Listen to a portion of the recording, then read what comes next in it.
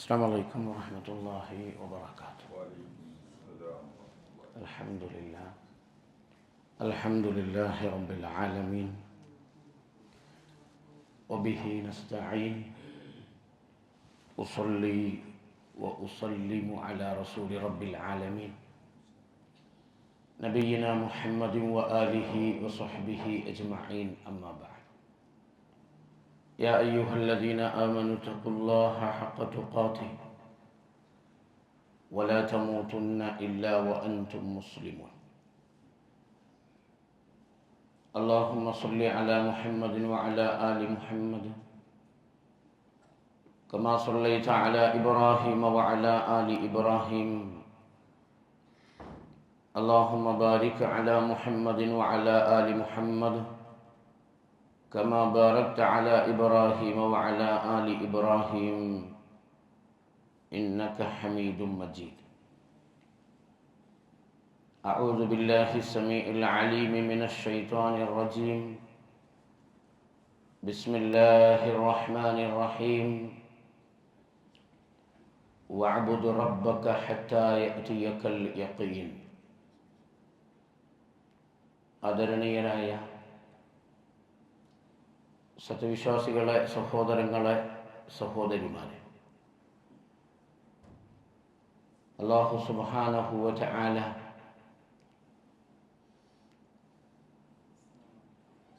നമ്മുടെ ജീവിതത്തിന് നിറം പകരാൻ,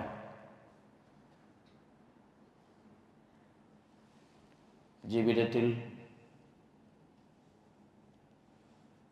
നാളേക്ക് വേണ്ടി എന്തുണ്ട് നിന്റെ കയ്യിൽ മുൻകരുതലായി എന്ന ചോദ്യത്തിന് പ്രതീക്ഷയ്ക്ക് വകുപ്പ് നൽകുന്ന ഒരു ഉത്തരം കണ്ടെത്താൻ ഏറ്റവും സുന്ദരമായ ഒരവസരമായി അല്ലാഹു നമുക്ക് തന്ന പരിശുദ്ധ റമളാൻ, അയ്യാമം മഅദൂദാത്ത് എന്ന് സൂറത്തുൽ ബഖറയിൽ ഈ ഒരു പവിത്രമായ അവസരത്തെ, അതെണ്ണപ്പെട്ട ദിനരാത്രങ്ങൾ മാത്രമാണ്, കാത്തിരിക്കണം, കരുതിയിരിക്കണം, ജാഗ്രത പാലിക്കണം, എങ്കിലേ എന്തെങ്കിലും ചെയ്യാൻ പറ്റൂ, എന്നാലേ എന്തെങ്കിലും നേടാൻ പറ്റുള്ളൂ. അത് കുറയൊന്നുമില്ല, അത് വളരെ കുറച്ചു ദിവസങ്ങൾ മാത്രമാണ് എന്നല്ലാഹു പറഞ്ഞത് വിശ്വാസികൾക്ക് ബോധ്യം വന്ന ഒരു സന്ദർഭത്തിലാണ് നമ്മളിപ്പോഴുള്ളത്. അല്ലാഹു പറഞ്ഞത് ശരിയാണ്. മിന്നലാട്ടം പോലെ ജീവിതത്തിലേക്ക് കടന്നു വന്നു പരിശുദ്ധ റമളാൻ. അതിവേഗം അതിൻ്റെ ജൈത്രയാത്ര ആർക്കു വേണ്ടിയും കാത്തു നിൽക്കാതെ റമളാൻ മുന്നോട്ട് പോയി. ഇപ്പോൾ മടക്കയാത്രയുടെ ഒരുക്കത്തിലാണ് പരിശുദ്ധ റമളാൻ. തറഹൽത യാ ശഹ്റ സിയാമി ബിസൗമിഹാ ലഖദ് കുൻത അൻവാറൻ ബികുല്ലി മകാനി. ഒരു കവി പറയുന്നുണ്ട്, തറഹൽത യാ ശഹ്റ സിയാമി ബിസൗമിഹാ. ഏ നോമ്പിന്റെ മാസമേ, നീ യാത്രക്കൊരുങ്ങുകയാണോ? നോമ്പുമായി നീ മടങ്ങുകയാണോ? ഇനി ഇതുപോലെ ഒരു നിർബന്ധമായ നോമ്പിന്റെ പകൽ എനിക്ക് കിട്ടണമെങ്കിൽ 11 മാസം ഞാൻ കാത്തിരിക്കണം. നീ മടങ്ങുകയാണ്. നോമ്പ് എനിക്കുണ്ട്, പക്ഷേ ഒരു ഫർളായ ഒരു നോമ്പ് നോക്കുന്ന ഒരു പകൽ എനിക്ക് ഇനി എൻ്റെ ജീവിതത്തിൽ വരണമെങ്കിൽ ഒരു 11 മാസം ഞാൻ കാത്തിരിക്കണം. ലഖദ് കുൻത അൻവാറൻ ബികുല്ലി മകാനി. എൻ്റെ ജീവിതത്തിൻ്റെ അടിമുടി നീ വന്നപ്പോൾ പ്രകാശം പരക്കുകയായിരുന്നു.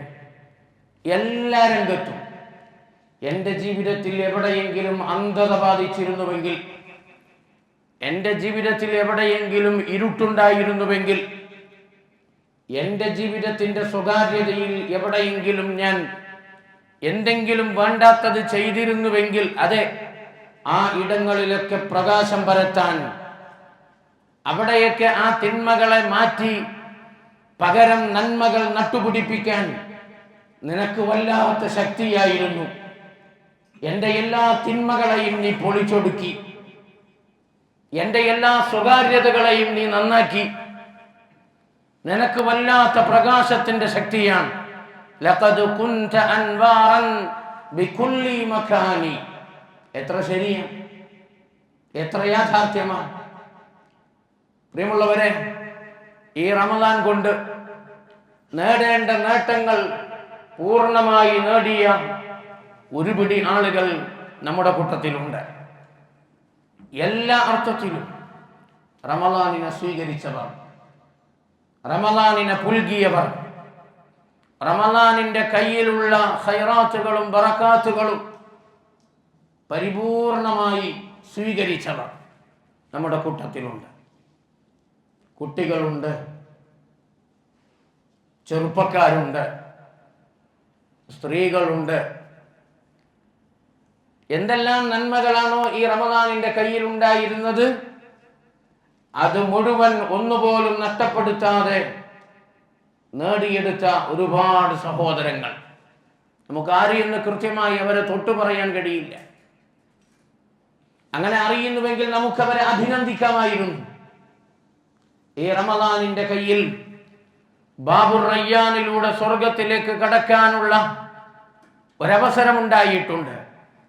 ആ അവസരത്തിന് നാളെ ബാബുർ റയ്യാനിന്റെ മുമ്പിൽ എഴുന്നേറ്റ് നിൽക്കുന്ന ഒരുപിടി ആളുകളുണ്ട്. ഇന്ന ഫിൽ ജന്നതി ബാബുൻ യുഖാലു ലഹു റയ്യാൻ. സ്വർഗത്തിൽ ഒരു കവാടമുണ്ട്, റയ്യാൻ എന്നാണ് അതിന്റെ പേര്. അന്ന് പറയപ്പെടും ഐന സ്വാഇമൂൻ, എവിടെ ഈ കവാടത്തിലൂടെ അകത്തേക്ക് കടക്കാൻ യോഗ്യത നേടിയ നോമ്പുകാരെവിടെ? ഫയഖൂമൂൻ, അപ്പോൾ ഒരു പറ്റം ആളുകൾ എഴുന്നേറ്റ് നിൽക്കും. സ്വർഗീയ കവാടമായ ബാബുർ റയ്യാനിന്റെ മുന്നിൽ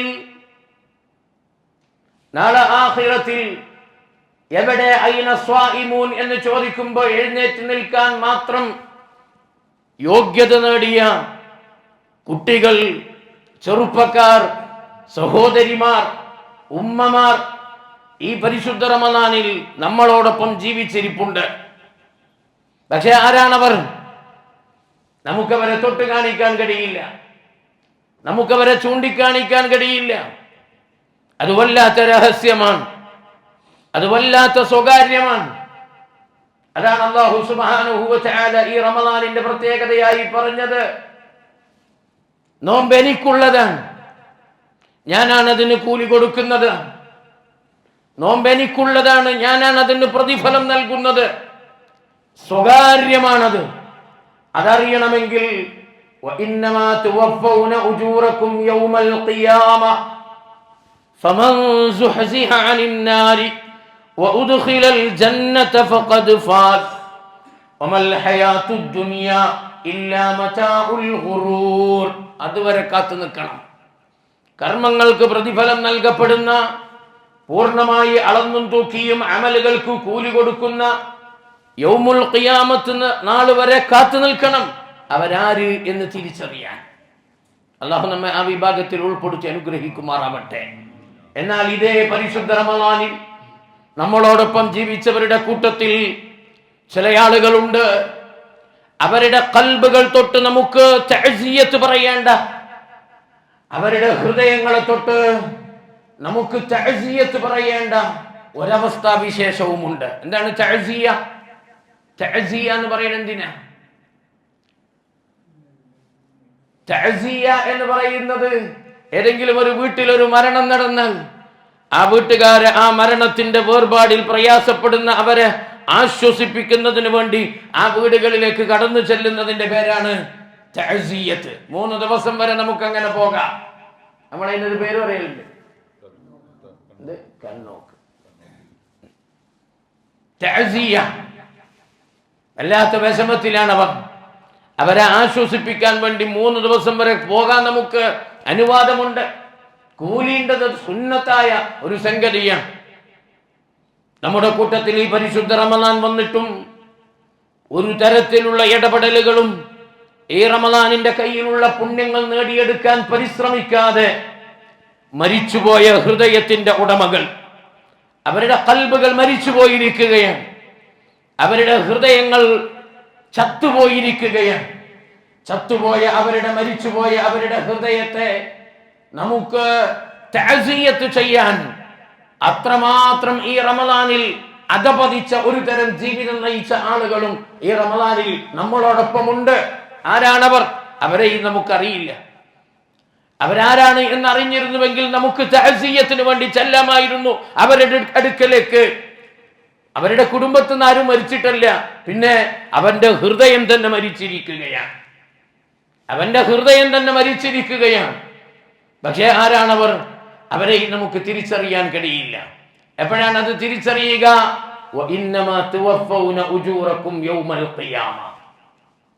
ജീവിതത്തിൽ റമദാനുകൾ ഒരുപാട് കയറി ഇറങ്ങിപ്പോയിട്ടും ആ റമദാനിന്റെ കയ്യിലുള്ള പുണ്യങ്ങൾ ഒന്നുപോലും നേടിയെടുക്കാൻ കഴിയാതെ റമദാനുകൾ കാലചക്രം കറങ്ങുന്നതിന്റെ അടിസ്ഥാനത്തിൽ ജീവിതത്തിൽ ഇങ്ങനെ കയറി ഇറങ്ങിപ്പോയി എന്നല്ലാതെ ഒരു ഫലവും ഈ റമദാൻ കൊണ്ട് അനുഭവിക്കാൻ കഴിയാത്ത ഒരുപാട് ആളുകൾ. ഇതൊക്കെ ഖുർആൻ കൊണ്ട് തെളിഞ്ഞതാണ്, ഇതൊക്കെ ഹദീസ് കൊണ്ട് തെളിഞ്ഞ സംഗതിയാണ്. 2 വിഭാഗം അങ്ങനെയുണ്ട്. നബി സല്ലല്ലാഹു അലൈഹി വസല്ലം തങ്ങളുടെ മദീനത്തെ മസ്ജിദുൻ നബവിയുടെ മിമ്പറിലേക്ക്, അതിന്റെ പടവുകളിലേക്ക് കാലെടുത്തു വെക്കുമ്പോ ആമീൻ പറഞ്ഞത് എത്ര ആവർത്തിക്കട്ടവരാണ് നമ്മൾ. എന്താ അതിൽ ഈ പറഞ്ഞ തഅസിയത്തിന് അർഹതയുള്ള ഒരു വിഭാഗം ആളുകളുണ്ട്. من أدرك رمضان فلم يغفر له فانسلخ منها فباعده الله. റമദാൻ വരുന്നു, പാപങ്ങൾ പൊറുപ്പിക്കുവാനുള്ള അവസരമാണ്. എല്ലാം കഴുകിക്കളയാൻ, ഖൽബ് സലീമാക്കാൻ ഇതുപോലെ ഒരു ചാൻസ് ജീവിതത്തിൽ വേറെയില്ല. എന്തെല്ലാം കറകൾ നിന്റെ ഹൃദയത്തിൽ അള്ളിപ്പിടിച്ചിട്ടുണ്ടോ എല്ലാം കഴുകിക്കളയാൻ ആകാശത്ത് നിന്ന് 1 മാസം മുഴുവൻ രാവും പകലും ഇടതടവില്ലാതെ അവന്റെ മഗ്ഫിറത്ത് ഭൂമിയിലേക്ക് വർഷിച്ചു കൊണ്ടിരുന്ന ഒരു മാസത്തിൽ ജീവിക്കാൻ അവസരം കിട്ടിയിട്ടും ആ മഗ്ഫിറത്തിന് അള്ളാഹു തന്നെ തെരഞ്ഞെടുക്കാൻ വേണ്ടി ഒന്ന് മുകളിലേക്ക് കൈകൾ ഉയർത്തി അള്ളാഹുവിനോട് അത് പറയാൻ ഭാഗ്യം കിട്ടാത്ത, ആ മഗ്ഫിറത്ത് സ്വീകരിക്കാൻ ഭാഗ്യം കിട്ടാത്ത ഒരുപടി ആളുകൾ അങ്ങനെ ഉണ്ട്. അവരൊക്കെ നശിച്ചത് തന്നെ അവൻ നശിച്ചു പോകട്ടെ എന്നൊക്കെ നബി സല്ലല്ലാഹു അലൈഹി വസല്ലമ പറയുന്നതും പ്രാർത്ഥിക്കുന്നതും നമ്മൾ കാണുന്നുണ്ട്. ഈ സന്ദർഭത്തിൽ നമ്മളെ കുറിച്ച് ഗൗരവപരമായ ചില ആലോചനകൾ നടത്തേണ്ട സമയമാണ്. റമദാനിന്റെ അവസാനമാണിത്. റമദാനിന്റെ ഇനിയും പ്രതീക്ഷയുള്ള പുണ്യങ്ങൾ, ഒരുപാട് നന്മകൾ ഏറെയുള്ള രാവുകളും പകലുകളും ഇനിയും നമ്മുടെ മുമ്പിൽ ബാക്കിയുണ്ട്. തീർന്നിട്ടില്ല. ഉറപ്പിക്കാനും തറപ്പിച്ചു പറയാനൊന്നും ആയിട്ടില്ല. റമദാൻ മടങ്ങുന്നത് വരെ, ശവ്വാലിന്റെ പൊന്നമ്പളി മാനത്ത് തെളിയുന്നത് വരെ, അത് തെളിഞ്ഞു എന്ന വിവരം നമുക്ക് കിട്ടുന്നത് വരെ നമുക്ക് റമദാൻ തന്നെയാണ്. ഇനിയും നമുക്ക് ലൈലത്തുൽ ഖദറിനെ പ്രതീക്ഷിക്കാവുന്ന രാവുകളുണ്ട്. ഇനിയും നമുക്ക് ഇഅ്തികാഫിന്റെ പുണ്യങ്ങൾ നേടിയെടുക്കുന്ന രാവുകളുണ്ട്. ഇനിയും മതാ തൻസിലുൽ മഗ്ഫിറ, എപ്പോഴാണ് തുരുതുരാ മഗ്ഫിറത്ത് ആകാശത്ത് നിന്ന് വർഷിക്കാൻ ഇനിയും ഈ മാസത്തിൽ സമയങ്ങൾ ബാക്കിയുള്ളത് എന്ന് നമുക്ക് അറിയാൻ കഴിയാത്ത നിമിഷങ്ങൾ ഇനിയും ഈ റമദാനിൽ നമ്മുടെ മുമ്പിൽ ബാക്കിയുണ്ട്. റമദാൻ അതിന്റെ അവസാനത്തിലേക്ക് കടക്കുകയാണ്. ആവേശമാണ് ഈ സമയത്ത് വേണ്ടത്. നമുക്ക് ആവേശം കുറയരുത്. തുടക്കത്തിലുള്ള ആരംഭത്തിലുള്ള ഒരു ഇൻട്രസ്റ്റ് അത് അവസാനത്തിൽ പലപ്പോഴും കാണാതെ പോകാറുണ്ട്. ഒരിക്കലും ദീന് പഠിക്കുന്ന, ദീൻ അറിയുന്ന ഏതൊരു വിഷയത്തെയും അതിൻ്റെ ഇസ്ലാമിക മാനങ്ങളോടുകൂടി മനസ്സിലാക്കുന്ന നമ്മളെ സംബന്ധിച്ചിടത്തോളം നമുക്കതുണ്ടാകാൻ പാടില്ല. നമുക്ക് ഏറ്റവും ശ്രദ്ധ അവസാനത്തിലായിരിക്കണം. കാരണം എന്തറിയോ, അവസാനത്തിനൊരു പ്രത്യേകതയുണ്ട്. നബി സല്ലല്ലാഹു അലൈഹി വസല്ലം തങ്ങൾ പറഞ്ഞു, ഇന്നമൽ അഅ്മാലു ബിൽ ഖവാതീം.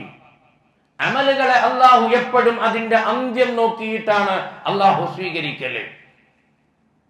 അവസാനമാണ് ഭംഗിയാവേണ്ടത്. ഹുസ്നുൽ ഖാത്തിമ എന്ന് നമ്മൾ പറയലുണ്ട്. എന്താണ് ഹുസ്നുൽ ഖാത്തിമ? ഹുസ്നുൽ ഖാത്തിമ ജീവിതത്തിന്റെ അന്ത്യം നന്നാവണം. നല്ല മരണത്തിന് പറയുന്ന പേരാണ് എന്ത്? ഹുസ്നുൽ ഖാത്തിമ. ചീത്ത മരണത്തിന് പറയുന്ന പേരാണ് സൂഉൽ ഖാത്തിമ, അന്ത്യം മോശമാവുക. തുടക്കത്തിൽ കുറെ ചെയ്തു നല്ലത്, ജീവിതത്തിന്റെ തുടക്കത്തിൽ മരിക്കുന്ന സമയത്ത് ഹറാമുകൾ ചെയ്ത് കുറ്റങ്ങൾ പ്രവർത്തിച്ച് ദീനില്ലാതെ മരിച്ചു പോകുന്ന അവസ്ഥ ഭയപ്പെടണം നമ്മൾ. അന്ത്യമാണ് നന്നാവേണ്ടത്. അത് ജീവിതത്തിന്റെ കാര്യത്തിലും അങ്ങനെ തന്നെയാണ്, അള്ളാഹു തരുന്ന അവസരങ്ങളുടെ വിഷയത്തിലും അങ്ങനെ തന്നെയാണ്. ഇപ്പൊ നമ്മളെ പള്ളിയിലൊക്കെ ആളുകൾ കുറഞ്ഞിട്ടുണ്ട് അല്ലേ?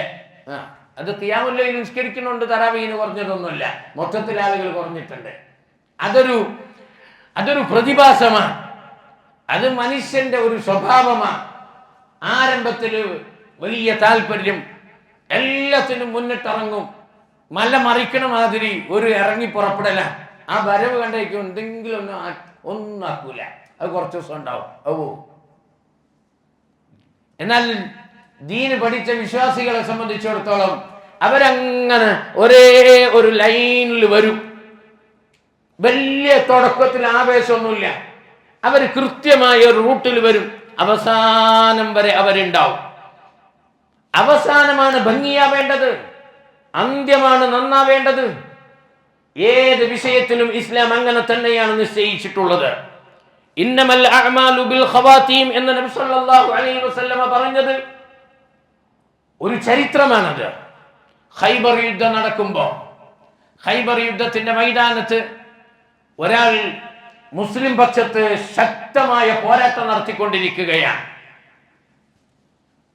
അദ്ദേഹത്തിന്റെ വാൾത്തലപ്പ് രണാങ്കളത്തില് ഇസ്ലാമിന് വേണ്ടി, ലാ ഇലാഹ ഇല്ലല്ലാഹ്ക്ക് വേണ്ടി, തൗഹീദിന് വേണ്ടി വലത്തോട്ടും ഇടത്തോട്ടും അതിശക്തമായി ആഞ്ഞു വീശിക്കൊണ്ടിരിക്കുന്നു. നിരവധി ആളുകളെ നിലം പരിശാക്കി രണാങ്കളത്തിൽ അദ്ദേഹം നടത്തുന്ന ഈ വീരപരാക്രമങ്ങൾ കണ്ടിട്ട് എല്ലാവരും അദ്ദേഹത്തെ നോക്കിയിട്ട് പറഞ്ഞു, അയാള് ഭയങ്കരാണ്, അയാൾക്ക് സ്വർഗ ഉറപ്പാണ്. എല്ലാവരും ഇങ്ങനെയൊരു തീരുമാനവും വിധിയും പറഞ്ഞപ്പോ അതേ മനുഷ്യനെ നോക്കിയിട്ട് നബി സല്ലല്ലാഹു അലൈഹി വസല്ലമ പറഞ്ഞത്, നിങ്ങൾക്ക് ആർക്കെങ്കിലും ഒരു നരകാവകാശിയെ കാണണോ എങ്കിൽ ഫൽയൻദുർ ഇലാ ഹാദാ. അതേ മനുഷ്യനിലേക്ക് വിരൽ ചൂണ്ടി നബി സല്ലല്ലാഹു അലൈഹി വസല്ലമ പറഞ്ഞു, നിങ്ങൾക്കൊരു നരകാവകാശിയെ കാണണോ, അദ്ദേഹത്തിലേക്ക് നോക്കിക്കോ. എല്ലാവരും സ്വർഗാവകാശിയാണ് എന്ന് വിചാരിച്ച്, എല്ലാവരും സ്വർഗം ഇയാൾക്ക് ഉറപ്പാണ് എന്ന് പ്രതീക്ഷിച്ച് ഒരു മനുഷ്യനെ നോക്കിക്കൊണ്ട് അഭിപ്രായം പറഞ്ഞുകൊണ്ടിരിക്കുമ്പോ അതേ മനുഷ്യനിലേക്ക് വിരൽ ചൂണ്ടി റസൂലുള്ള പറഞ്ഞത് അദ്ദേഹം നരകാവകാശിയാണ് എന്നാണ്. അത്ഭുതപ്പെട്ടു പോയി സഹാബത്ത്. പ്രവാചകന്റെ പ്രവചനം തെറ്റൂല എന്നവർക്ക് ഉറപ്പാണ്. പക്ഷേ ഇവിടെ അവരുടെ മനസ്സിൽ ഒരു ആശങ്കയുണ്ടായി. എന്താണ്? ഇദ്ദേഹം ഇസ്ലാമിന് വേണ്ടി പടപൊരുതുന്നു, നിരവധി ശത്രുക്കളെ അദ്ദേഹം വകവരുത്തുന്നു, ശത്രുക്കളുടെ നടുവിലേക്ക് അദ്ദേഹം വീണ്ടും അതിശക്തമായി മുന്നേറിക്കൊണ്ടിരിക്കുകയാണ്. അദ്ദേഹത്തെ നോക്കി റസൂലുള്ളാഹി പറയുന്നു അയാൾ നരകത്തിലാണ് എന്ന്. എന്താണ് ഈ പ്രവചനത്തിന്റെ പൊരുൾ അറിയാൻ അവർക്ക് താല്പര്യമുണ്ടായി. അദ്ദേഹത്തിന്റെ പിന്നാലെ അവർ കൂടി. പിന്നീടാണ് അവർ ആ യാഥാർത്ഥ്യം കണ്ടത്. എന്താ? യുദ്ധം അവസാനിക്കുന്നതിന്റെ തൊട്ടു മുമ്പ് ശത്രുക്കളിൽ നിന്ന് അദ്ദേഹത്തിന് വെട്ടുകളേൽക്കുന്നു. ശത്രുക്കൾ അദ്ദേഹത്തെ തിരിച്ചു വെട്ടുന്നു. ശരീരത്തിന്റെ പല ഭാഗത്തും അദ്ദേഹത്തിന്റെ മുറിവുകൾ പറ്റുന്നു. രക്തം ധാരധാരയായി ഒഴുകുന്നു. ഇതുവരെ രണാങ്കളത്തിൽ പിടിച്ചു നിന്ന് നിരവധി ആളുകളെ നിലം പരിശാക്കി ഏറ്റവും വലിയ ശൂരനും ധീരനുമായി ഈ രണാങ്കളത്തിൽ പടപൊരുതിയ എനിക്ക് ഈ അവസാന സമയത്ത് ഒരു മുറിവ് പറ്റിയതും അത് അദ്ദേഹത്തിന് ഒരു നാണക്കേടായി. ആ നാണക്കേട് മറക്കാൻ അദ്ദേഹം ചെയ്തത് സ്വന്തം വാൾത്തലപ്പ് രണാങ്കളത്തിൽ കുത്തിവെച്ച് അതിലേക്ക് അദ്ദേഹം കമിഴ്ന്നു വീണ് അദ്ദേഹം യുദ്ധക്കളത്തിൽ ആത്മഹത്യ ചെയ്തു. അദ്ദേഹത്തിന്റെ പിന്നാലെ പോയ സ്വഹാബികൾ അത് കാണുകയാണ്. നബി സല്ലല്ലാഹു അലൈഹി വസല്ലം തങ്ങളുടെ അടുക്കലേക്ക് മടങ്ങി വന്ന് പ്രവാചകന്റെ കൈ പിടിച്ച് ആ പോയ സ്വഹാബികൾ പറഞ്ഞു, അഷ്ഹദു അല്ലാ ഇലാഹ ഇല്ലല്ലാഹ് വ അന്നക മുഹമ്മദുർ റസൂലുള്ളാഹ്. അല്ലാഹു അല്ലാതെ ആരാധനക്ക് അർഹനില്ലെന്നും അങ്ങ് അല്ലാഹുവിന്റെ റസൂൽ തന്നെയാണ് എന്നും ഞങ്ങൾ ഇതാ സാക്ഷ്യം വഹിക്കുന്നു. നബി ചോദിച്ചു, എന്താണ് ഇപ്പൊ ഇങ്ങനെ ഒരു ഷഹാദത്ത് പറയാൻ, ഇങ്ങനെ ഇപ്പൊ ഒരു ഷഹാദത്ത് പറയാനുള്ള കാരണം എന്ത്? അവര് പറഞ്ഞു, നബിയെ, നിങ്ങൾ നരകാവകാശി എന്ന് അദ്ദേഹത്തെ ചൂണ്ടി പറഞ്ഞപ്പോ ഞങ്ങളുടെ മനസ്സിൽ ചെറിയൊരു ആശങ്ക ഉണ്ടായി, എന്താണ് നിങ്ങൾ പറയുന്നത് എന്ന്. പക്ഷെ ഇപ്പൊ ഞങ്ങൾ കണ്ടു നബിയെ, അദ്ദേഹം ആത്മഹത്യ ചെയ്തു. നബിയെ, അദ്ദേഹം നരകാവകാശിയാണ് എന്ന് നിങ്ങൾ പറഞ്ഞത് അദ്ദേഹത്തിന്റെ വിഷയത്തിൽ യാഥാർത്ഥ്യമായി. നിങ്ങൾ അല്ലാഹുവിന്റെ റസൂലും വഹീന്റെ അടിസ്ഥാനത്തിൽ മാത്രം കാര്യങ്ങൾ പറയുന്ന ഞങ്ങളുടെ നബിയാണ് എന്നും ഞങ്ങൾക്കിപ്പോ ബോധ്യമായ ഒരു നിമിഷമാണ്. അതാണ് ഈ ഷഹാദത്തിന്റെ കാരണം എന്ന് സ്വഹാബത്ത് പറഞ്ഞപ്പോ അപ്പോഴാണ് അല്ലാഹുവിന്റെ റസൂൽ പറഞ്ഞത്, ഇന്നമൽ അഅ്മാലു ബിൽ ഖവാത്തീം. തുടക്കമല്ല, ഒടുക്കമാണ് നന്നാവേണ്ടത്. തുടക്കത്തിലുള്ള ആവേശം കണ്ടിട്ട്, തുടക്കത്തിലുള്ള എന്തെങ്കിലും ഇടപെടലുകൾ കണ്ടിട്ട് ആരെ കുറിച്ച് തീരുമാനം എടുക്കാൻ കഴിയില്ല. അവസാനത്തിൽ ആരുണ്ട്, അവസാനം വരെ ആര് പിടിച്ചു നിൽക്കുന്നു, ഇതാണ് അള്ളാഹുവിന് അറിയേണ്ടത്. അന്ത്യം നോക്കിയിട്ടാണ് അള്ളാഹു വിധി കൽപ്പിക്കുന്നത്. റമദാൻ അതിന്റെ അന്ത്യത്തിലേക്ക് പോകുമ്പോ റമദാനിന്റെ നിലാവ് മായുന്നത് വരെ, ശവ്വാലിന്റെ നിലാവ് മാനത്ത് തെളിയുന്നത് വരെ നമ്മൾ ഉണ്ടാകണം സൊഫിൽ, നമ്മൾ ഉണ്ടാകണം എല്ലാ ഇബാദത്തുകളിലും. തുടക്കത്തിലുള്ള ആവേശം ഒന്നുപോലും ചോരാതെ മുന്നോട്ട് പോകാൻ നമുക്ക് കഴിയണം. അപ്പോഴാണ് നാം ഈ ഭാഗ്യത്തിന് അർഹരാവുക.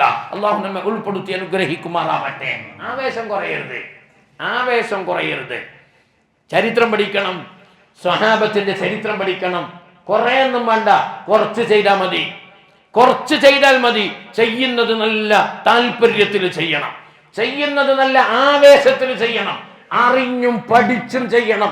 ഏതൊരു ഇബാദത്തിന്റെയും ആത്മാവിനെ തൊട്ട് ചെയ്യാൻ കഴിയണം.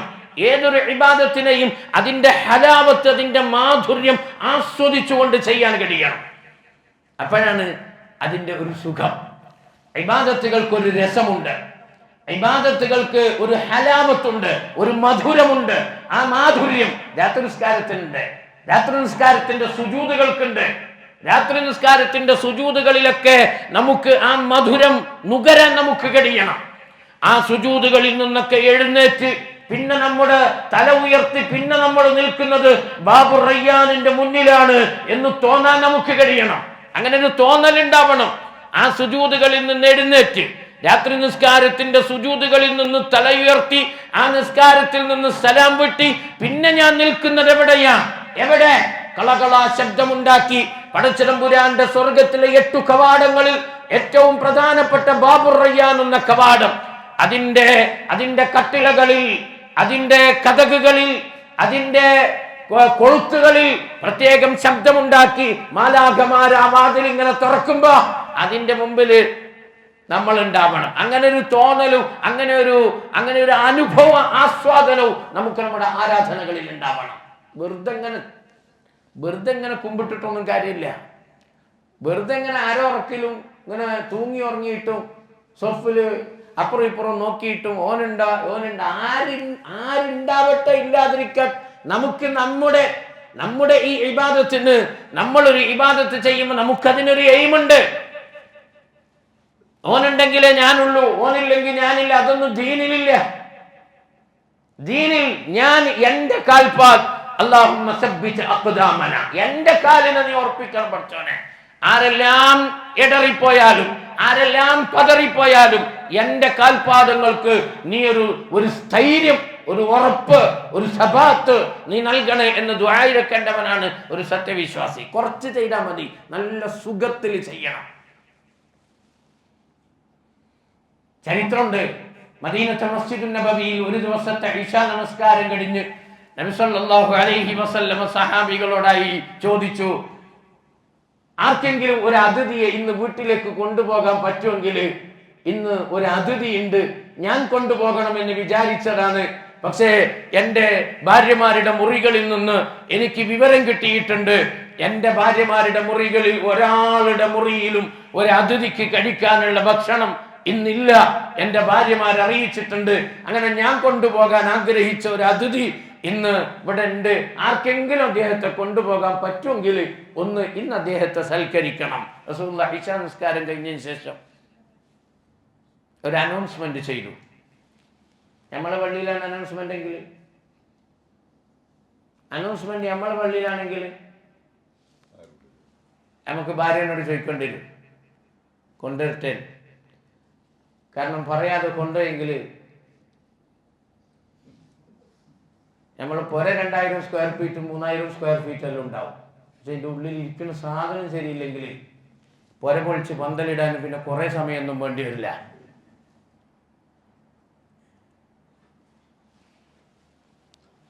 ഈ സഹാബികളുടെ കൂട്ടത്തിൽ മദീനക്കാരനായ അൻസ്വാരിയായ ഒരു സഹാബി കൈപൊക്കിയിട്ട് പറഞ്ഞു, നബിയെ, അങ്ങയുടെ അതിഥിയെ ഞാൻ കൊണ്ടുപോകാം. ഭാര്യനോട് ചോദിച്ചിട്ടൊന്നുമില്ല, വീട്ടിലേക്ക് അറിയിച്ചിട്ടില്ല, വീടിന് വലിയ സ്ക്വയർ ഫീറ്റും ഇല്ല. ഞാൻ പറഞ്ഞത് കുറച്ച് ചെയ്താൽ മതി, നല്ല താല്പര്യത്തിൽ ചെയ്യണം. ഏതൊരു ഇബാദത്തിനും അതിൻ്റെ ജീവനെ തൊട്ട് ചെയ്യാൻ കഴിയണം.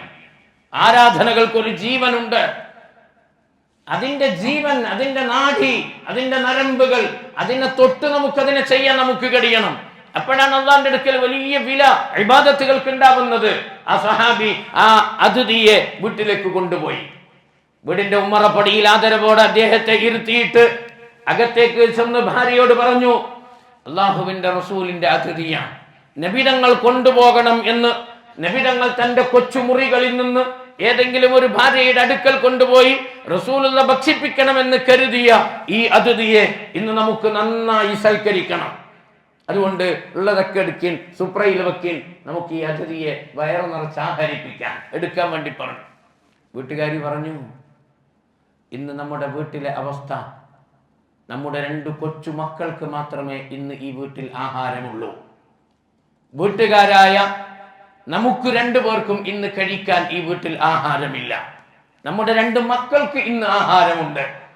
നമ്മൾ ചരിത്രം പറയുമ്പോൾ കേൾക്കലുണ്ട് സ്വഹാബത്തിനെ കുറിച്ച്, അവർ അരപ്പട്ടിണിയായിരുന്നു, അവർ മുഴുപ്പട്ടിണിയായിരുന്നു എന്ന്. ശരിയാണ് പ്രിയമുള്ളവരെ, അവരങ്ങനെയായിരുന്നു ജീവിതത്തിൽ.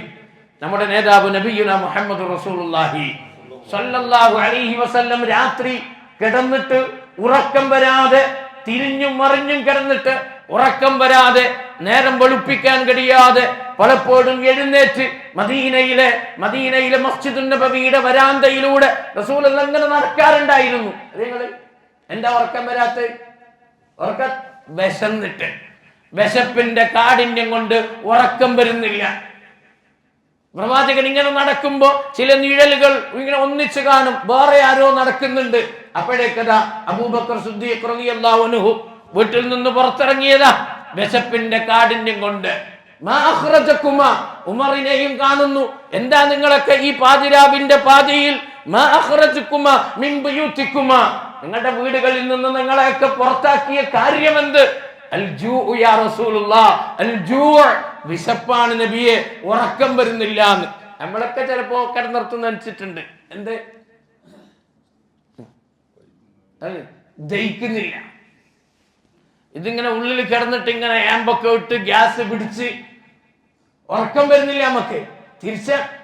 നമ്മളും അവരും തമ്മിലുള്ള വ്യത്യാസം എല്ലാത്തിലും, ജീവിത ശൈലികളിൽ, ആരാധനകൾ നിർവഹിക്കുന്നതിൽ. ആ സഹാബ വനിത പറയാൻ, 2 മക്കൾക്ക്, അവരുടെ ഭാര്യ പറയാൻ, 2 മക്കൾക്കുള്ള ആഹാരം എന്താ ചെയ്യ? അവൾ പിണങ്ങി വീടിന്റെ ഒരു മൂലയിലിരുന്നില്ല, അദ്ദേഹം പുറപുറത്ത് മറുമൂലയിലിരുന്നില്ല. അവരിങ്ങനെ ആശയങ്ങൾ മെനയുകയാണ്, അവർ ഐഡിയകൾ തിരയുകയാണ്. എന്ത് ചെയ്യും? അള്ളാഹുവിന്റെ റസൂലിന്റെ അതിഥി, ഇതൊരവസരമാണ്, ഇതൊരു വലിയ ഇബാദത്താണ്. അതിഥിയെ സൽക്കരിക്കുക വലിയ പുണ്യമുള്ള സംഗതിയാണ്. നമുക്ക് അള്ളാഹുവിന്റെ റസൂലിന്റെ അതിഥിയെ ഭംഗിയാക്കി യാത്രയാക്കണം. അവർ ആശയങ്ങൾ മെനയുന്നു. ഭാര്യ പറഞ്ഞെന്തറിയോ? ഒന്നാമത്തെ ആശയം ഭാര്യ പറയാൻ, 2 മക്കൾക്കുള്ള ആഹാരം നമുക്ക് മിച്ചം വെക്കണം അതിഥിക്ക്. അതിന് നമ്മുടെ കുട്ടികളെ ഇന്ന് ആഹാരം കൊടുക്കാതെ നമുക്കിന്ന് ഉറക്കിക്കിടത്തണം. അതുകൊണ്ട് കുട്ടികളെ പാട്ടുപാടി അവരുടെ ആഹാരം കൊടുക്കാതെ അവരെ ഉറക്കുന്ന കാര്യം ഞാൻ ഏറ്റു. 2 മക്കളെയും ഞാൻ ഉറക്കിക്കൊള്ളാം. പാട്ടുപാടിയാൽ അവർ ഉറങ്ങും, അവരെ ഞാൻ ഉറക്കിക്കൊള്ളാം. അവരുടെ ആഹാരം നമുക്ക് അതിഥിക്ക് വേണ്ടി മിച്ചം വെക്കണം. ഇങ്ങനല്ല കയ്യോ? സ്വയം പട്ടിണി കിടന്ന് സ്വന്തം മക്കൾ തിന്നാതെ അവരുടെ ആഹാരം ഒരു അതിഥിക്ക് കൊടുക്കുമ്പോ മനസ്സിൽ ഒരു വൈമനസ്യവും ഒരു പിരിമുറുക്കവും, ഈ അതിഥി ഈ ദിവസമാണോ വന്നത്, എന്ത് പണ്ടാരടങ്ങാനാണ് ഇന്നിത് വന്നത് എന്നൊന്നും പറയാതെ ആ കൊടുക്കുന്നതിൽ വലിയ ആത്മാർത്ഥതയും സന്തോഷവും അനുഭവിക്കാൻ കഴിയുന്നു ഖുർആൻ പറയാൻ അങ്ങനെ ഒരു വിഭാഗം ആളുകൾക്ക് കഴിഞ്ഞിട്ടുണ്ട്. ആയത്തുണ്ട് ഖുർആനിൽ. ആ ഭക്ഷണം മിച്ചം വെച്ചു. അപ്പൊ വീട്ടുകാരൻ പറഞ്ഞു, അതിഥിക്ക് മാത്രം കൊടുത്താൽ പോരല്ലോ, അതിഥിയോടൊപ്പം ഞാനും ഇരിക്കണം ഭക്ഷണം കഴിക്കുമ്പോ. അതിഥിയോടൊപ്പം ആതിഥേയനും ഭക്ഷണത്തിൽ പങ്കുചേരുക എന്നത് സുന്നത്ത. വിരുന്നുകാരന് മാത്രം കൊടുത്താൽ പോരാ, പുറക്കാരനും തിന്നാനിരിക്കണം, അതാണ് സുന്നത്ത്. അപ്പൊ 2 ആൾക്ക് കഴിക്കാനുള്ള ആഹാരമില്ല, എന്ത് ചെയ്യും? അപ്പോഴാണ് അദ്ദേഹം മറ്റൊരാശയം പറഞ്ഞത്. എന്താ പറഞ്ഞറിയോ? ഞങ്ങൾ 2 പേരും ഭക്ഷണം കഴിക്കാൻ ആരംഭിക്കുമ്പോ നീ അകത്ത് നിന്ന് ആ ചുമ്മിണി വിളക്കിന്റെ ആ വെളിച്ചം നീ കെടുത്തി കളയണം. മനഃപൂർവ്വം അവർ പ്ലാൻ ചെയ്തതാണ്. നമ്മുടെ അതിഥി പ്രശ്നങ്ങളൊന്നും അറിയില്ല, വിഷയങ്ങളൊന്നും നമ്മുടെ അതിഥി അറിയില്ല. ഞാൻ ഭക്ഷണം കഴിക്കുന്നത് പോലെ ആംഗ്യം കാണിക്കും. അറിയാതെ നമ്മുടെ അതിഥി അയാൾക്ക് വേണ്ടുന്നത്ര പാത്രത്തിൽ നിന്ന് അയാൾ കഴിച്ചോളൂ. ആ രാത്രി ആ വീട്ടിൽ നടക്കുന്ന ഈ സൽക്കാരം 7 ആകാശങ്ങൾക്ക് മുകളിൽ അർശിൽ ഉപവിഷ്ടനായ മേലായ റബ്ബ് അവനെല്ലാം ഇത് കണ്ടുകൊണ്ടിരിക്കുകയാണ്.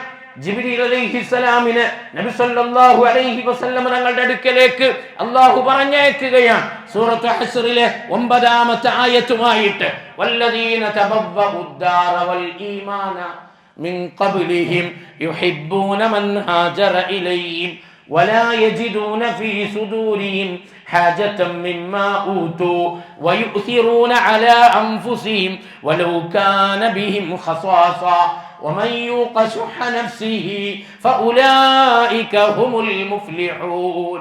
സൂറത്ത് ഹശ്റിലെ 9-ാമത്തെ ആയത്ത്.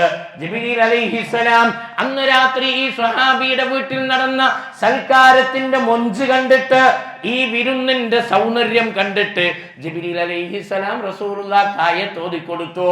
സുബഹി നിസ്കാരത്തിന് പള്ളിയിലേക്ക് ഈ സ്വഹാബി വന്നപ്പോ നബി സല്ലല്ലാഹു അലൈഹി വസല്ലം വിളിച്ചിട്ട് വെച്ച്, എവിടെ നമ്മളെ ഇന്നലെ രാത്രി അതിഥിനെ കൊണ്ടുപോയാൽ എവിടെ? ലബ്ബൈക വസഅദൈക യാ റസൂലല്ലാഹ്, അല്ലാഹുവിന്റെ റസൂലേ ഞാൻ ഇവിടെയുണ്ട്. ഇന്നലെ രാത്രി നിന്റെ വീട്ടിൽ നടന്ന സൽക്കാരം അത് കെങ്കേമമായിട്ടുണ്ട് എന്ന് റസൂലുള്ള പറയുമ്പോ ഈ സ്വഹാബി അത്ഭുതപ്പെടുകയാണ്. നബിയെ, ആരാണത് നിങ്ങളോട് പറഞ്ഞത്? ആരും അത് പറയാൻ ആളില്ല. ഇശാ നമസ്കാരം കഴിഞ്ഞ് സുബഹിന്റെ ജമാഅത്തിന് വരുന്നതിനിടയിൽ ആ വിരുന്നിന്റെ കഥകൾ പറയാൻ വേറെ ആരും അവിടെ മീഡിയേറ്റർമാരുണ്ടായിട്ടില്ല. ആരാണ് നബിയെ ഇത് അറിയിച്ചത്?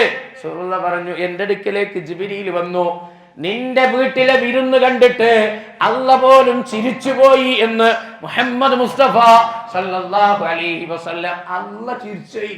ആ കൊടുക്കുന്ന അവരുടെ ആ ഉമ്മാന്റെ താല്പര്യം, ആ വീട്ടുകാരന്റെ താല്പര്യം, ആ കുടുംബത്തിന്റെ താല്പര്യം, അത് കണ്ടിട്ട് അല്ലാഹ് അത്ഭുതപ്പെട്ടു പോയി. ഇങ്ങനെയും ഒരു വിരുന്നോ? വയുസിറൂന അലാ അൻഫുസിഹിം വലൗ കാന ബിഹിം ഖസാസ. സ്വയം പട്ടിണി കിടന്ന് മറ്റുള്ളവർക്ക് തിന്നാൻ കൊടുക്കാൻ താല്പര്യപ്പെടുന്നവർ, തങ്ങൾക്ക് ആവശ്യമുണ്ടായിട്ടും മറ്റുള്ളവന്റെ അപരന്റെ ആവശ്യത്തിന് പ്രാമുഖ്യം നൽകുന്നവർ എന്ന് പറഞ്ഞ് അവരെ വിശേഷിപ്പിച്ച് ഖുർആനിൽ ആയത്തിറങ്ങി. അവരുടെ പിൻതലമുറക്കാരാമ്പളി നമുക്കും വേണം. നമ്മൾ ചെയ്യുന്ന എല്ലാ ഇബാദത്തിലും ഇങ്ങനെ ഒരു ആവേശം കാത്തു സൂക്ഷിക്കാൻ. നമ്മൾ ചെയ്യുന്നത് കണ്ടിട്ട് അല്ലാഹ് അത്ഭുതപ്പെടണം, നമ്മൾ ചെയ്യുന്നത് കണ്ടിട്ട് അല്ലാഹ് ആശ്ചര്യപ്പെടണം. നമ്മൾ കൊടുക്കുന്ന സ്വതക്ക കണ്ടിട്ട്, നമ്മൾ സദഖ കൊടുക്കുന്ന ആശ്ചര്യപ്പെടുന്ന പറയുമ്പോൾ കുറെ ലക്ഷങ്ങളും കോടികളും കൊടുക്കണം എന്നല്ല. ആ ഇല്ലാത്ത സമയത്ത് നമ്മൾ വേറെന്തെങ്കിലും കരുതി വെച്ച ആ സമയത്ത് അത് കൊടുക്കുമ്പോ നമ്മൾ വേറൊരു ആവശ്യത്തിന് വേണ്ടി കരുതി അതിനു വേണ്ടി ഒപ്പിച്ചിങ്ങനെ ഒരു ഭാഗത്തേക്ക് ഇങ്ങനെ പോകുമ്പോഴാണ് ഒരാൾ കൈ നീട്ടിയത്, ഒരാൾ ഒരു ആവശ്യം പറഞ്ഞത്.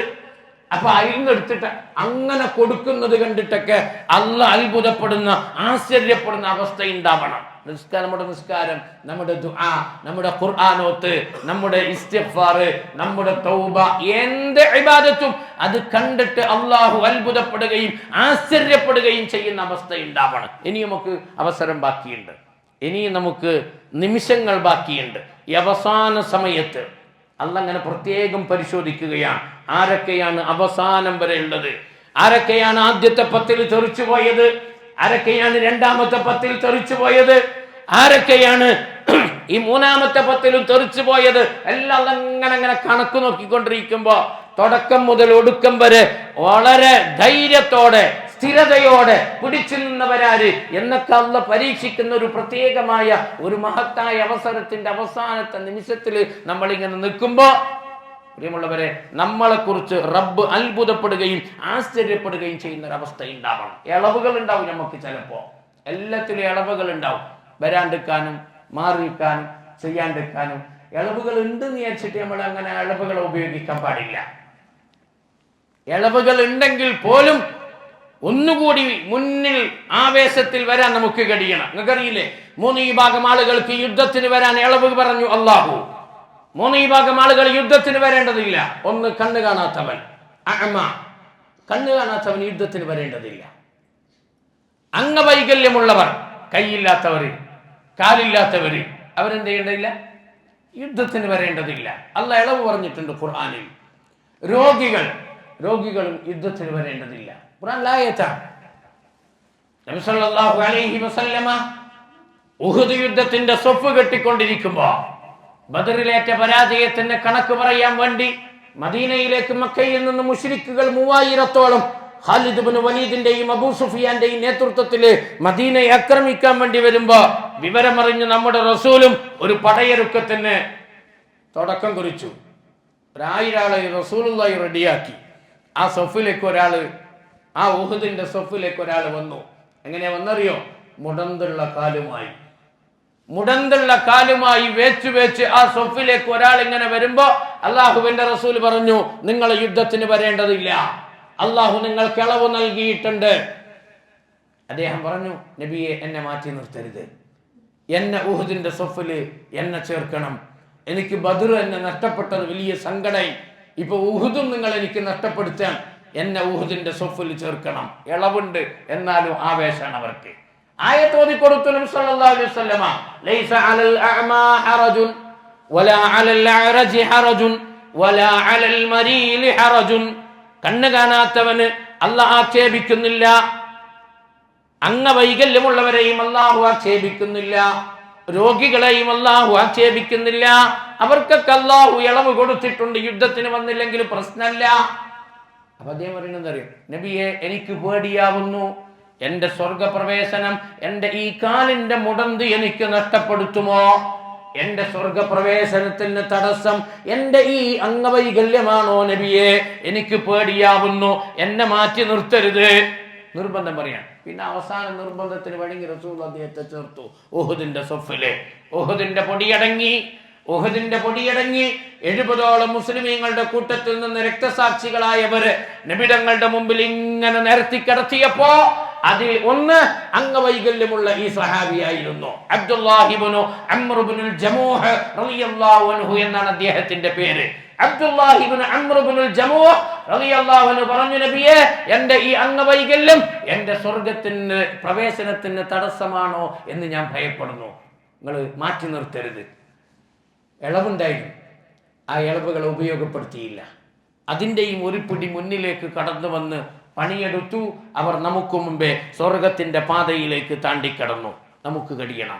നമുക്കും കഴിയണം ഇതേപോലെ ആവേശത്തിലും ഉത്സാഹത്തിലും ഉന്മേഷത്തിലും ഈ റമദാനിന്റെ അവസാനത്തിൽ പണിയെടുക്കാൻ നമുക്ക് ഓരോരുത്തർക്കും കഴിയേണ്ടതുണ്ട്.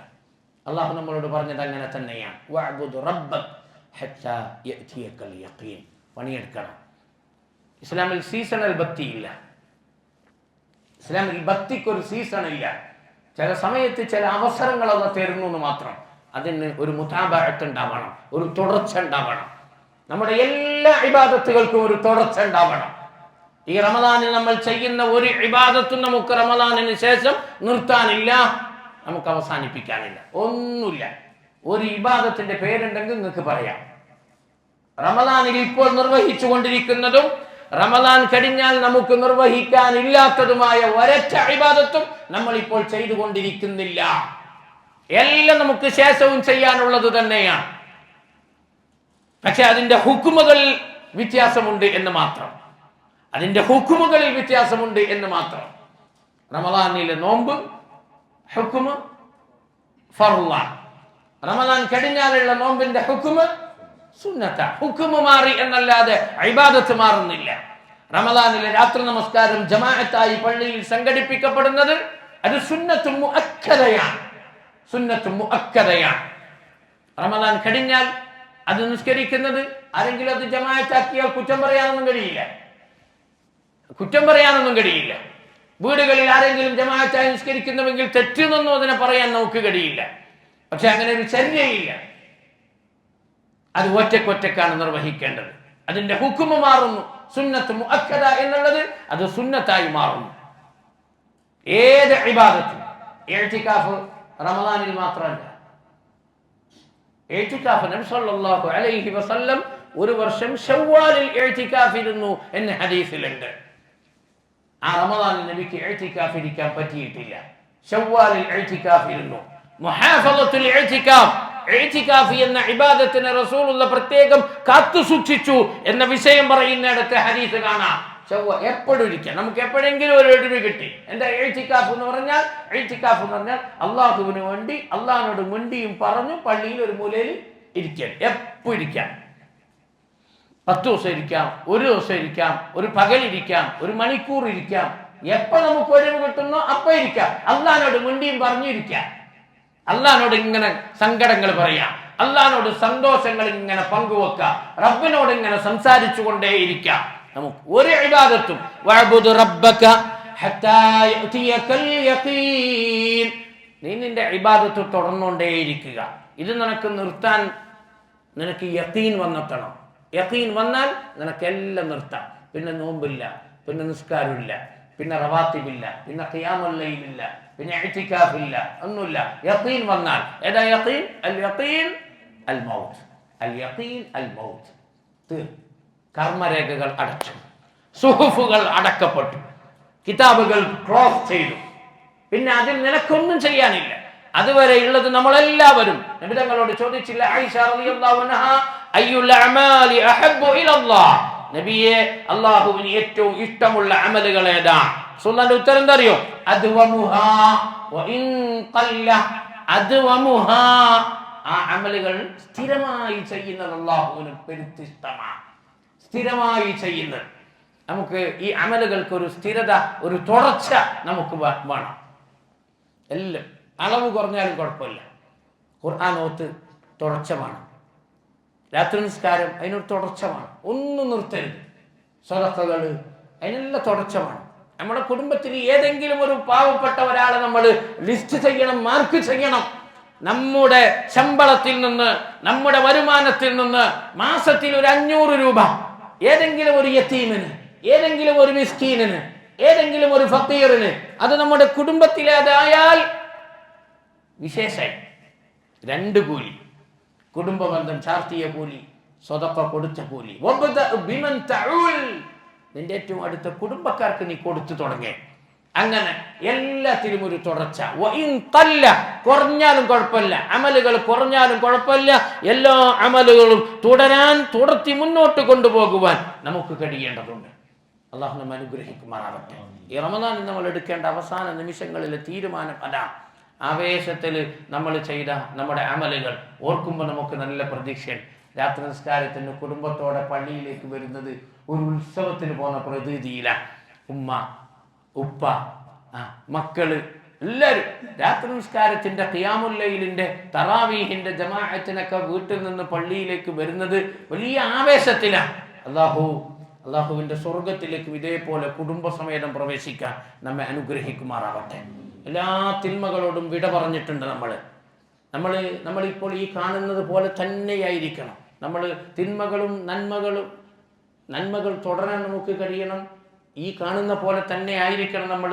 ഇതിൻ്റെ ഇടയിൽ നമുക്ക് തിന്മകൾ സ്വകാര്യമായി ചെയ്യുന്ന ഒരു സ്വഭാവം ഉണ്ടാവാൻ പാടില്ല. നിസ്കരിക്കുന്നു, എല്ലാ ഇബാദത്തുണ്ട്, ഇതുണ്ട്. ഇങ്ങനെ രണ്ട് സ്വഭാവം പാടില്ല. എല്ലാ ഇബാദത്തുകളിലുണ്ട്. പള്ളീൻ്റെ വലിയ ആളാണ്, നാട്ടിലെ വലിയ നേതാവാണ്, ദീനിൻ്റെ നെടുന്തൂടാണ്, എല്ലാം ശരിയാണ്. പക്ഷേ പലിശ എന്ന് പറയുന്നത് കൊടുക്കും ചെയ്യും, വാങ്ങും ചെയ്യും. ഇങ്ങനെ രണ്ട് തരം സ്വഭാവം നമുക്ക് പാടില്ല. കാപട്യം വെച്ചുകൊണ്ട് അമലുകൾ ചെയ്യുന്ന ഒരു സ്വഭാവം നമുക്ക് പാടില്ല. ഒന്നുകിൽ അങ്ങോട്ടേക്ക് തന്നെ പോവാ, കുടിച്ച് കൂത്താടി ഹറാമ് തിന്ന് ഹറാമിൽ തന്നെ ജീവിച്ച് അങ്ങനെ പോവാ, അല്ലെങ്കിൽ ഇങ്ങോട്ടേക്ക് വരാം. ഇതിൻ്റെ ഇടയിൽ ഇത് രണ്ടും കൂട്ടിക്കലർത്തി ചെയ്യുന്ന ഒരു സ്വഭാവം നമുക്ക് പാടില്ല. അങ്ങനെ വല്ല തിന്മകളും നമ്മൾ സ്വകാര്യമായി കൊണ്ടു നടക്കുന്നുണ്ടെങ്കിൽ നമുക്ക് പറയാൻ കഴിയണം അതിനോട് സലാം, അതിനോടൊരു വിട പറയാൻ നമുക്ക് കഴിയണം. മുനാഫിഖ് കാപട്യം വെച്ച് പുലർത്തിക്കൊണ്ടുള്ള ഒരു ഇബാദത്ത് നമുക്ക് പാടില്ല. നമ്മുടെ സ്വകാര്യ ജീവിതത്തൊക്കെ വളരെ വ്യക്തമായി നമ്മൾ പരിശോധിക്കണം. കാരണം ഇതെല്ലാം കീറി മുറിക്കുന്ന ഒരു നാള് വരാനുണ്ട്. യൗമതുബല സറായ, എല്ലാം വലിച്ച് പുറത്തിടും, എല്ലാം മാന്തി പുറത്തിടും. അന്ന് ഈ പുറത്ത് കാണുന്നതിനും നിങ്ങൾ ഈ പുറത്ത് നിന്ന് കണ്ടിട്ട് വിധി പറയുന്നതൊന്നല്ല, അന്ന് എല്ലാവരുടെയും ഉള്ളു നോക്കിയിട്ടാണ് വിധി പറയുന്നത്. അല ഇന്ന ഫിൽ ജസദി മുൽഗ ഇദാ സ്വലഹത് സ്വലഹൽ ജസദു കുല്ലു വഇദാ ഫസദത് ഫസദൽ ജസദു കുല്ലു അലാ വഹിയൽ ഖൽബ് വഅശാറ ബിയദിഹി ഇലാ സദ്രിഹി. വാരിയെല്ലുകൾ കൊണ്ട് മൂടപ്പെട്ട ഹൃദയത്തിന്റെ മടക്കുകളിൽ, മനസ്സിന്റെ മടക്കുകളിൽ നീ സൂക്ഷിച്ചു വെച്ച നിന്റെ എല്ലാ സ്വകാര്യങ്ങളും അന്ന് അന്നങ്ങനെ വലിച്ചു പുറത്ത് മാന്തി ഇടും, ഉറപ്പാണ്. അതിൻ്റെ അടിസ്ഥാനത്തിലാണ് വിധി. അത് നന്നായ രക്ഷപ്പെട്ടു. അവിടെ കേടുപാടുണ്ടോ പിന്നെ പുറത്ത് നീ എത്ര ചന്തവും ചമയവും നീ കൊണ്ടു നടന്നാലും ആഖിറത്തിൽ രക്ഷപ്പെടാൻ പോകുന്നില്ല. അതുകൊണ്ട് ഖൽബുൻ സലീം ഈ റമദാൻ കഴിയുമ്പോൾ നമുക്ക് കിട്ടേണ്ട ഏറ്റവും പ്രധാനപ്പെട്ട സംഗതി അതാണ്. യൗമ ലാ യൻഫഉ മാലും വലാ ബനൂൻ ഇല്ലാ മൻ അത്തല്ലാഹ ബിഖൽബിൻ സലീം. രക്ഷപ്പെടണമെങ്കിൽ അത് തന്നെ വേണം. അതുകൊണ്ട് അവിടെ ശുദ്ധമാക്കാനുള്ള ഒരു ശ്രമവും അതിനു വേണ്ടിയിട്ടുള്ള നിരന്തരമായ പ്രാർത്ഥനയും പ്രവർത്തനവും നമ്മുടെ ഭാഗത്ത് നിന്ന് വേണം. ഞാൻ അവസാനിപ്പിക്കുന്നു. അല്ലാഹു സുബ്ഹാനഹു വ തആല അവൻ്റെ ദീൻ അല്പസമയം പറയാനും കേൾക്കാനും ഒരവസരം കിട്ടിയതിന് നന്ദിപൂർവ്വം സ്മരിക്കുകയും ഇതൊക്കെ നാളെ ആഖിറത്തിലേക്ക് ഒരു വെളിച്ചമായി നമ്മുടെ ജീവിതത്തിലേക്ക് അല്ലാഹു ഇതിനെ പരിവർത്തിപ്പിക്കുമാറാവട്ടെ എന്ന് പ്രാർത്ഥിക്കുകയും ചെയ്യുകയാണ്. നമ്മുടെ ഈ പള്ളിയുടെ ഏറ്റവും മുഖ്യമായ കാര്യദർശിയായി കഴിഞ്ഞ ദിവസങ്ങളിൽ നമ്മളോട് വിട പറഞ്ഞ അബ്ദുൽ മജീദ് സാഹിബ്, അല്ലാഹു മഗ്ഫിറത്തും മർഹമത്തും പ്രദാനം ചെയ്യുമാറാവട്ടെ. നമ്മൾ ഇന്നിവിടെ ഇരുന്ന് സംസാരിക്കുമ്പോഴും നമ്മൾ ഇന്ന് ഈ തണലിൽ ഇവിടെ ഇരിക്കുമ്പോഴും ഇതിൻ്റെ എല്ലാത്തിൻ്റെയും കൂലി ഒരു ഓഹരി അദ്ദേഹത്തിനുണ്ട്. കാരണം ഇതിൻ്റെ പിന്നിൽ ഇങ്ങനെ ഒരു സ്ഥാപനം വരാൻ അതിൻ്റെ പിന്നിൽ പ്രവർത്തിച്ചവരിൽ ഏറ്റവും നന്നായി പണിയെടുത്ത ഒരാളാണ്. അല്ലാഹു കബൂൽ ചെയ്യുമാറാവട്ടെ. അദ്ദേഹത്തിൻ്റെ മരണ ദിവസം ഒരു ഹജ്ജുമായി ബന്ധപ്പെട്ട് ഞാൻ ഒരു പരാമർശം നടത്തിയത് നിങ്ങൾ ശ്രദ്ധയിൽപ്പെട്ടിട്ടുണ്ടാവും. അതിൽ ചെറിയൊരു മിസ്റ്റേക്കുണ്ട്. അദ്ദേഹം ഹജ്ജിന് വേണ്ടി ആലോചിച്ചതും അന്വേഷിച്ചതും 2 സീറ്റ് അദ്ദേഹത്തിനും ഭാര്യയ്ക്കും വേണ്ടി ആയിരുന്നില്ല. പിന്നെ അദ്ദേഹത്തിൻ്റെ അളിയൻ്റെ ഭാര്യയ്ക്കും വേണ്ടിയായിരുന്നു. അത് ആർക്കെന്ന് അദ്ദേഹം പറഞ്ഞിട്ടില്ല വയസ്സിൽ. എനിക്ക് എൻ്റെ ഒരാളുണ്ട് ആശാണ്. അപ്പോൾ എനിക്ക് നിരന്തരമായി വിളിച്ചിരുന്നു, എൻ്റെ ഓഫീസിലും വിളിച്ചിരുന്നു. അവിടെ പോയിന്നോ അല്ല വരാമെന്ന് പറഞ്ഞുവെന്നോ എനിക്കത് പിന്നെ തുടച്ച പറ്റിയിട്ടില്ല. ഓഫീസിൽ പോയി. അപ്പോൾ ഞാൻ വിചാരിച്ചത് 2 സീറ്റ് വേണമെന്ന് പറയുമ്പോൾ വിളിച്ചാൽ ഇവർക്ക് തന്നെ ആയിരിക്കും എന്നാണ് ഞാൻ വിചാരിച്ചത്. പക്ഷേ ഇന്നാണ് അറിയാൻ കഴിഞ്ഞത് അദ്ദേഹത്തിൻ്റെ ഒരു നേരത്തെ ഹജ്ജൊക്കെ ചെയ്ത ആളാണ്. അല്ലാഹു കബൂൽ ചെയ്യുമാറാവട്ടെ. അദ്ദേഹത്തിൻ്റെ അളിയനും ഭാര്യയ്ക്കും വേണ്ടിയിട്ടാണ് 2 സീറ്റിന് വേണ്ടി അന്വേഷിച്ചത് എന്നുള്ളത് ഞാൻ ഈ സന്ദർഭത്തിൽ തിരുത്തുകയാണ്. ശരി, അല്ലാഹു നന്മകൾ, ഇതുപോലുള്ള അവസരങ്ങൾ ഇനിയും ആഫിയത്തിലായി ഒരുപാട് ഇതുപോലുള്ള നല്ല അവസരങ്ങളിൽ ജീവിക്കാൻ അല്ലാഹു നമുക്ക് ദീർഘായുസ്സിനെ പ്രദാനം ചെയ്യുമാറാവട്ടെ. അല്ലാഹു ഈ അവസരങ്ങളിലൊക്കെ ജീവിക്കാൻ സാധിച്ചതിൻ്റെ പേരിൽ റബ്ബിൻ്റെ കോടതിയിൽ വിജയം വരിക്കുന്നവരിൽ അല്ലാഹു നമ്മെ ഉൾപ്പെടുത്തി അനുഗ്രഹിക്കുമാറാവട്ടെ. ബാബുർ റയ്യാനിലൂടെ സ്വർഗത്തിൽ പ്രവേശിക്കാൻ യോഗ്യത ലഭിക്കുന്ന ആളുകളെ വിളിക്കുമ്പോൾ എഴുന്നേറ്റ് നിൽക്കാനുള്ള തൗഫീഖിനെ അല്ലാഹു നമുക്ക് പ്രദാനം ചെയ്യുമാറാവട്ടെ. നമ്മുടെ കൂട്ടത്തിൽ ഒരുപാട് രോഗികളുണ്ട്. അല്ലാഹു സുബ്ഹാനഹു വ തആല ആഫിയത്തിന് പൂർണ്ണമായി ശിഫാഇനെ അല്ലാഹു പ്രദാനം ചെയ്യുമാറാവട്ടെ. അടുത്ത സമയത്തും അകന്ന സമയത്തും നമ്മളെ വിട്ടുപിരിഞ്ഞ ഒരുപാട് നമ്മുടെ വേണ്ടപ്പെട്ടവരുണ്ട്. അല്ലാഹു അവരുടെയൊക്കെ ഖബർ സ്വർഗത്തോപ്പാക്കി കബൂൽ ചെയ്യുമാറാവട്ടെ. നമ്മളൊക്കെ ഭംഗിയാക്കി ചമയിച്ച് ചന്തമാക്കി പൊന്നരിച്ച് കൊണ്ടു നടക്കുന്ന നമ്മുടെ ഈ ശരീരത്തിനകത്തൊക്കെ എന്തൊക്കെ മാരകമായ രോഗത്തിൻ്റെ ലക്ഷണങ്ങളാണ് ഉള്ളിലുള്ളത് എന്ന് നമുക്ക് ആർക്കും അറിയില്ല. മേലായ റബ്ബ് അവൻ്റെ കയ്യിലുള്ള മെഹ്ലായ ഫضല് കൊണ്ട് അങ്ങനെ വല്ല രോഗത്തിൻ്റെ ലക്ഷണങ്ങളും ഉണ്ടെങ്കിൽ അതിനെ പൂർണ്ണമായി കരിച്ചു കളയുമാറാവട്ടെ. താങ്ങാനാവാത്ത രോഗങ്ങളും സഹിക്കാനാവാത്ത വേദനകളും അല്ലാഹു നമ്മെ അതിൽ നിന്ന് പൂർണ്ണമായി മോചിപ്പിക്കുമാറാവട്ടെ. ربنا آتنا في الدنيا حسنة وفي الآخرة حسنة وقنا عذاب النار. وصل اللهم وسلم على نبينا محمد وآله وصحبه أجمعين. سبحان ربك رب العزة أما يصفون وسلام على المرسلين والحمد لله رب العالمين. سبحانك اللهم وبحمدك أشهد أن لا إله إلا أنت أستغفرك وأتوب إليك. والسلام عليكم ورحمة الله وبركاته.